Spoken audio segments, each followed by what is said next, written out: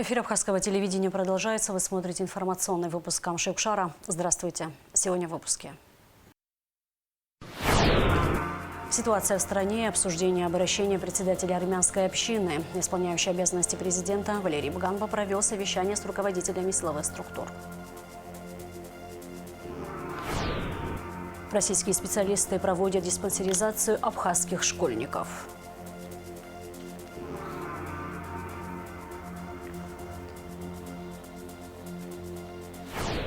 Международная зимняя школа учителей года открылась в Абхазии.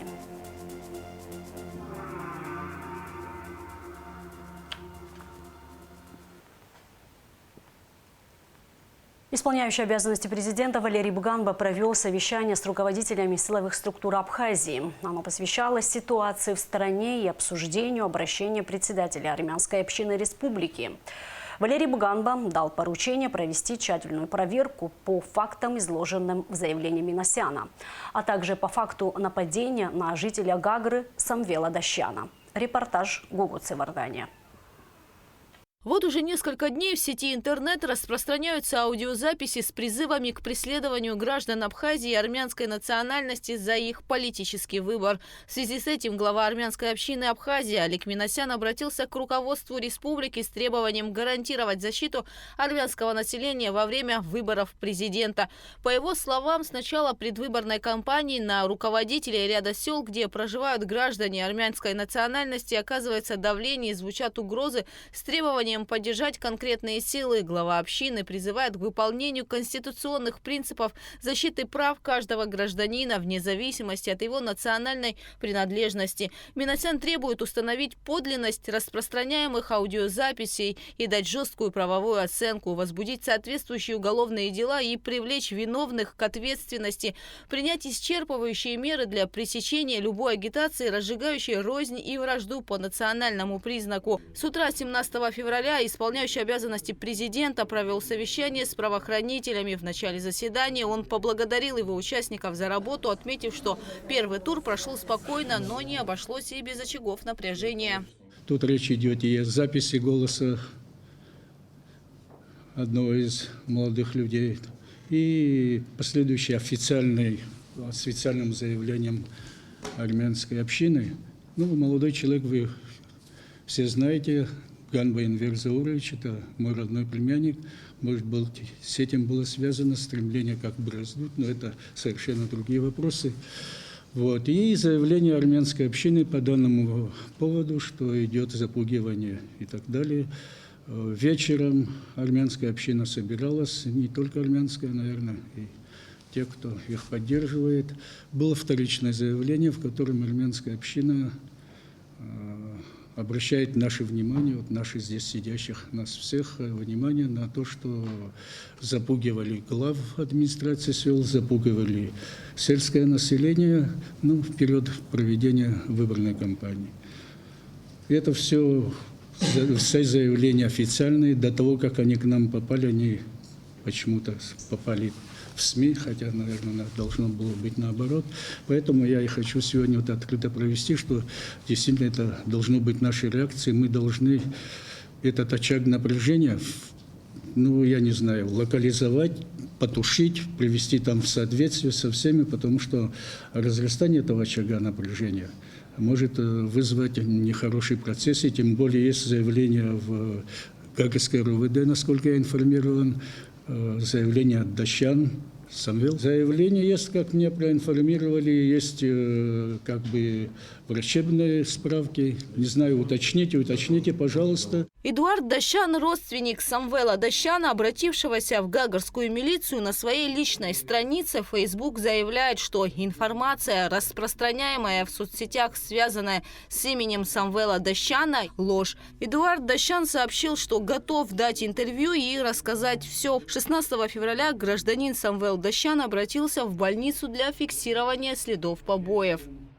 Соответственно, по такой процедуре обязательно должны туда на место прибывать сотрудники милиции. Они туда прибыли, получили от него объяснение, заявления пока нет. Материал мы сегодня сформируем и направим в Гагрское РУВД.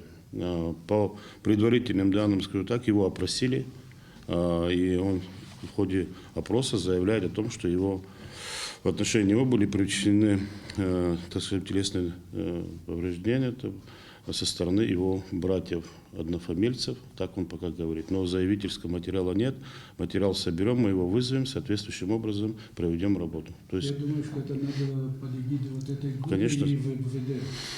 Давайте не будем там оставлять в кадрах. ну, по процедуре они должны провести именно так, но после этого, конечно же, Да, я думаю, что под это контролем Генеральной прокуратуры мы все это сделаем. Помимо этого, я хотел бы доложить о том, что с учетом последних событий в отношении армянского населения мною было принято решение об усилении контроля, как говорится, на данных территориях, где проживают компактные армяне. У меня со вчерашней всю ночь, в принципе, работали мои оперативные экипажи, и эту работу мы продолжим для того, чтобы люди имели возможность чувствовать себя комфортно и защищенно. То есть, если есть такие какие-то определенные действия, мы будем на них соответствующим образом реагировать.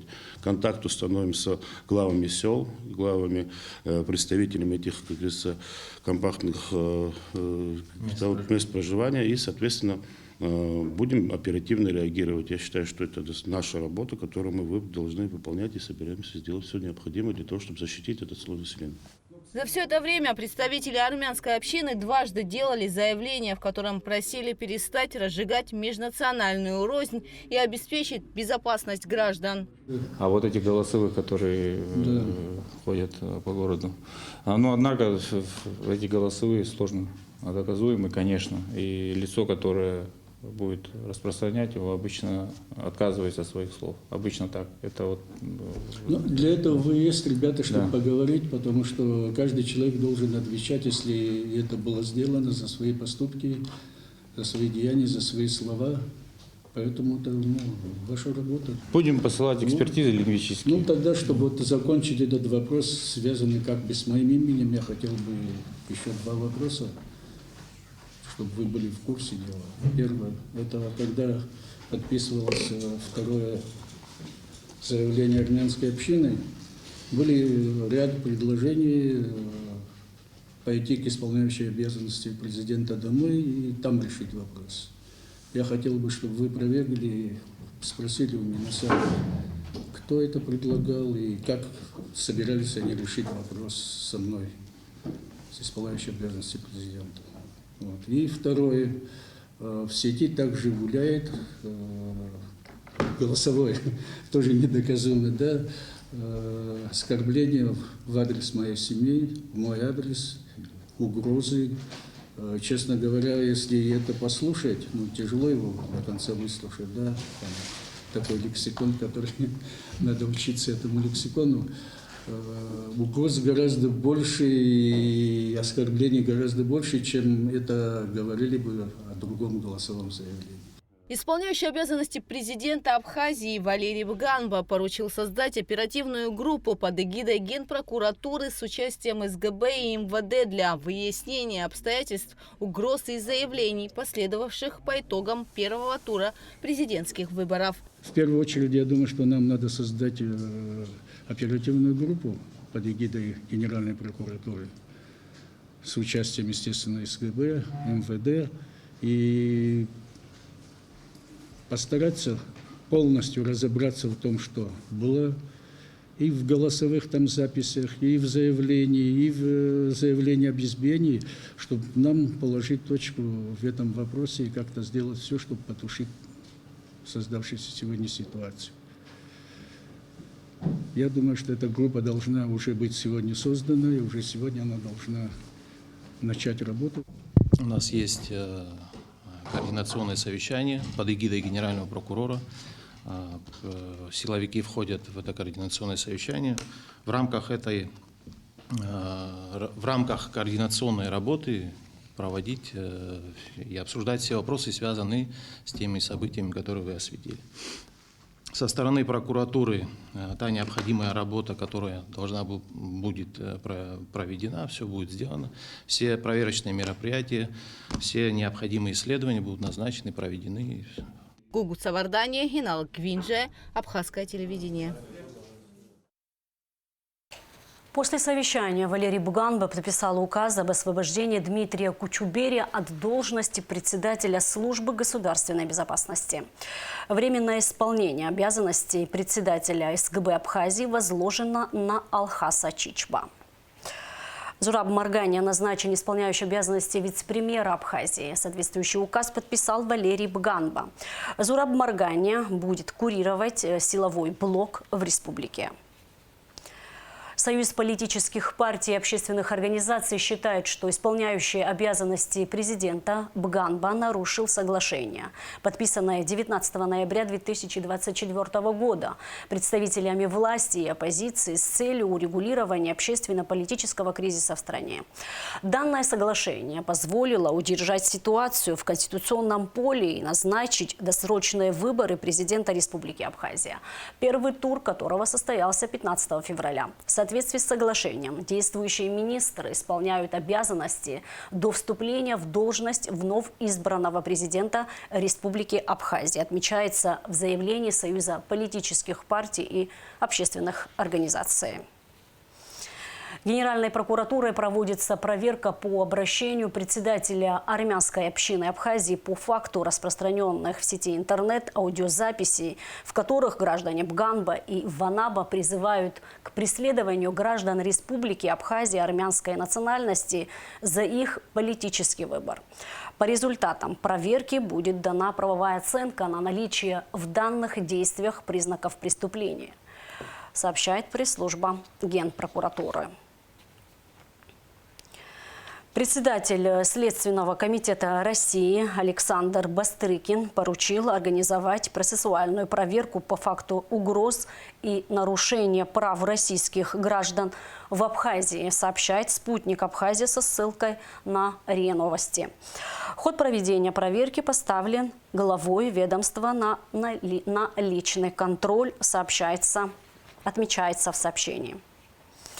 В МИД Абхазии прокомментировали заявление пресс-секретаря Европейской службы внешних связей о президентских выборах в Абхазии, где говорится, что Евросоюз не признает конституционные правовые рамки так называемых президентских выборов, которые состоялись в оккупированном грузинском сепаратистском регионе Абхазия. Данное заявление вписывается в абсолютно конъюнктурную политику Брюсселя, который не хочет признавать существующие реалии и слепо использует шаблонные, не имеющие ничего общего с истиной клише, говорится в комментарии внешнеполитического ведомства. В МИД Абхазии подчеркнули, что подобного рода заявления никоим образом не влияют на политические процессы в нашей стране и являются ничем иным, как попыткой вмешательства во внутренние дела Республики Абхазия. В школе номер 1 имени Шинкуба стартовала международная зимняя школа «Учитель года», в рамках которой 12 заслуженных учителей России будут проводить мастер-классы для абхазских педагогов. В проекте участвуют около 100 учителей из разных районов Абхазии. Уляна Рожкова расскажет детали.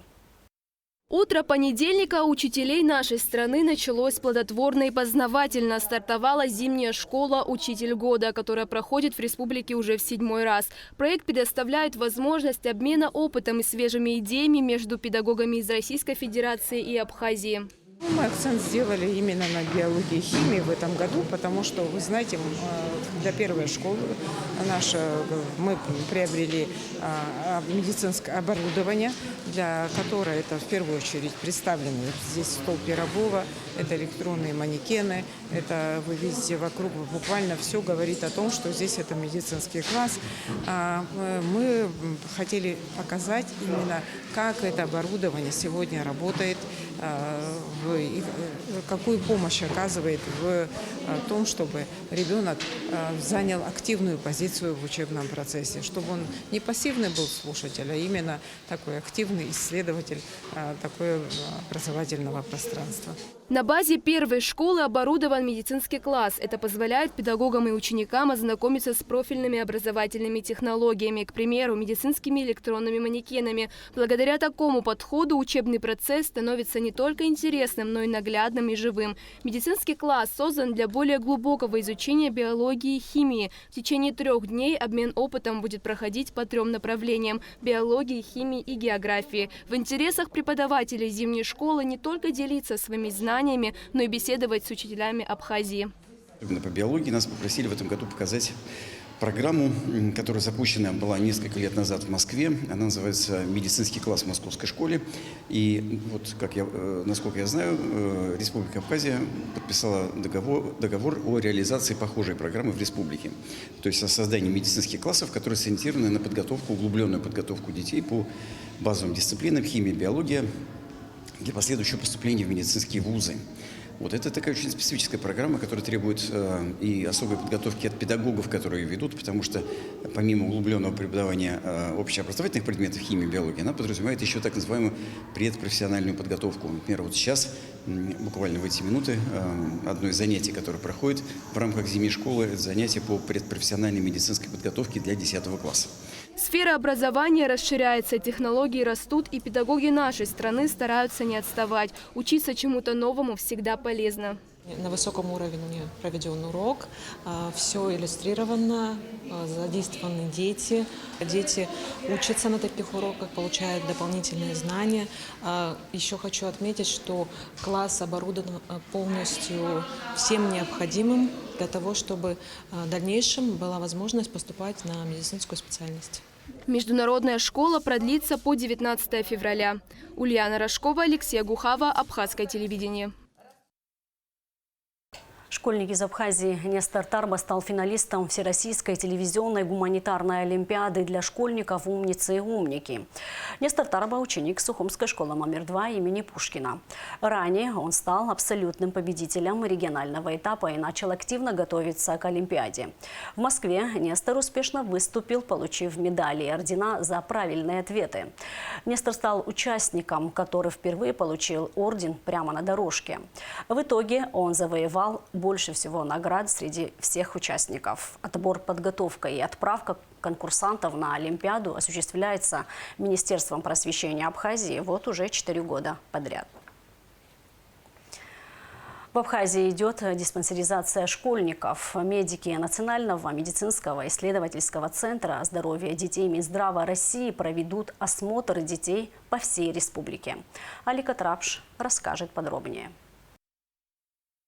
В Сухумской 10-й городской школе врачи Национального медицинского исследовательского центра здоровья детей Минздрава Российской Федерации осмотрели уже более 300 школьников. Медики выявляют у детей возможные проблемы со здоровьем и определяют дальнейшие меры помощи. Впервые выявленные есть заболевания, так и дети уже с поставленными диагнозами, есть дети, которые уже наблюдаются у нас в центре. Соответственно, мы даем какие-то рекомендации.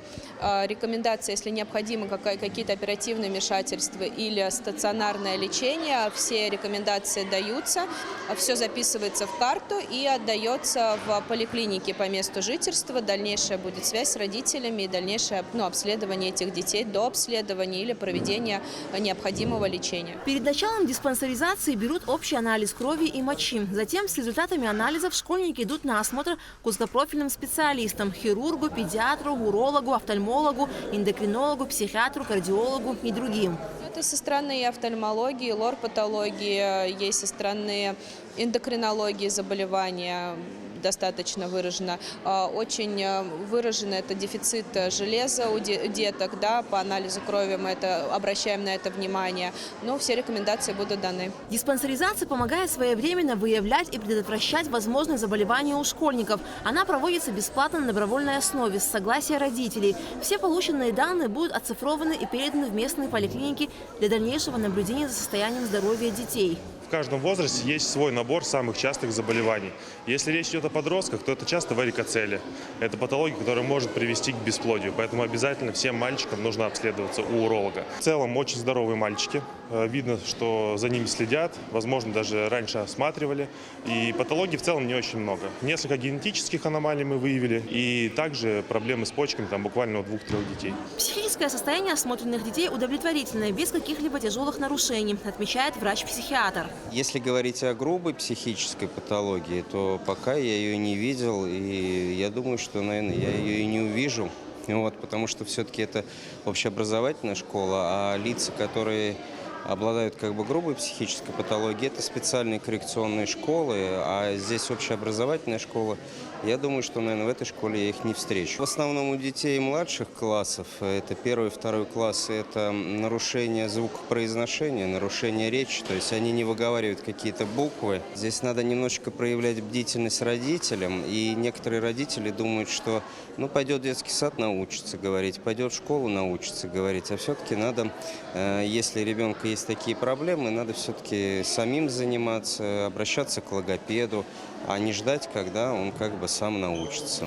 В принципе, грубых нарушений речи я не видел. Конечно, дети выправляются в процессе обучения, но лучше бы, чтобы это было пораньше. Масштабная диспансеризация школьников проводится на основании договоренности Минздрава Абхазии с Российской Федерацией. Диспансеризация охватит не только городские, но и отдаленные сельские школы по всей республике. Ожидается прибытие 2-й бригады медиков из России. Всего планируется приезд от 5 до 7 врачебных бригад, работа которых будет осуществляться до конца учебного года. В состав бригад включены и абхазские специалисты.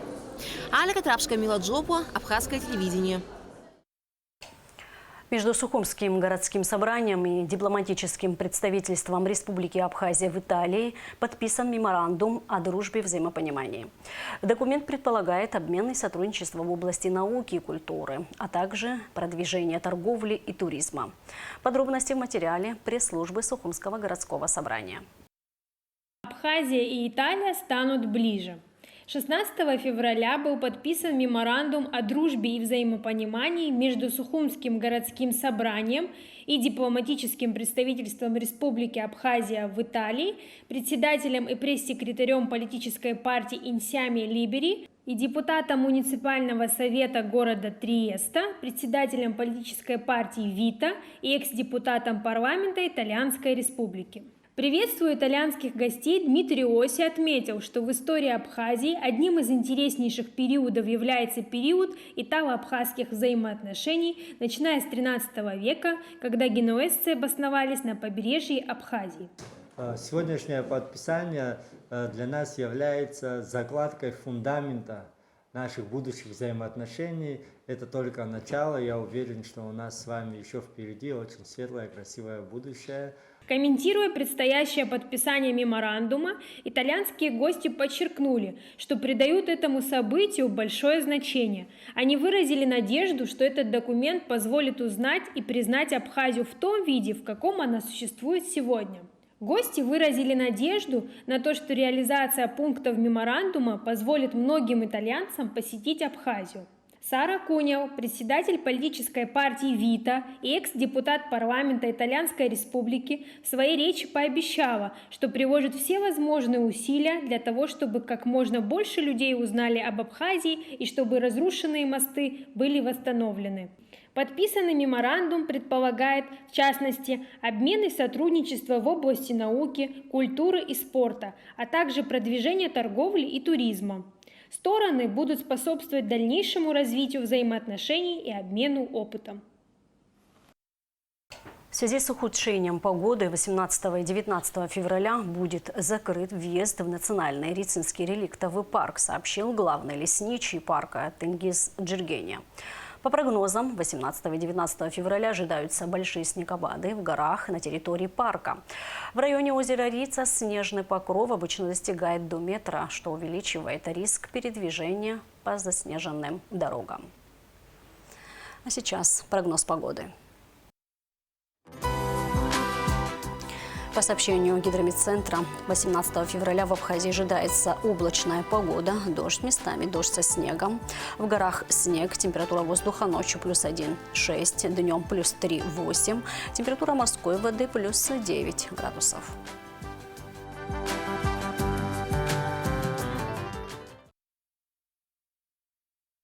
На этом наш выпуск завершен. Всего вам доброго. До встречи в эфире.